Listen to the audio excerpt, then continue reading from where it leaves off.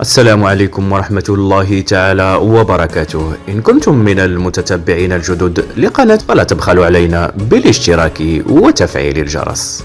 وجه الاتحاد الدولي لكرة القدم الفيفا دعوة خاصة للناخب الوطني وليد الركراكي بالاستعداد الجيد للمواجهة القوية التي ستجمعه بالمنتخب البرازيلي في 25 من الشهر الحالي بمدينة طنجة. ودعا الفيفا وليد الركراكي بالتحضير الجيد لهذه المباراة الودية القوية من أجل الاستمرار في التألق والريادة. ونشر الاتحاد الدولي في تدوينة نشرها عبر موقعه الرسمي على الفيسبوك صورة للمدرب الركراكي وعلق عليها بالقول: النجاح الأكبر ليس بلوغ القمة بل الاستمرار فيه، والعمل طريقة مرفوقة بالهمة، وذكريات الماضي لا تغتر بها، فاستعد لبدء حقبة مهمة، مواجهة البرازيل غرتها.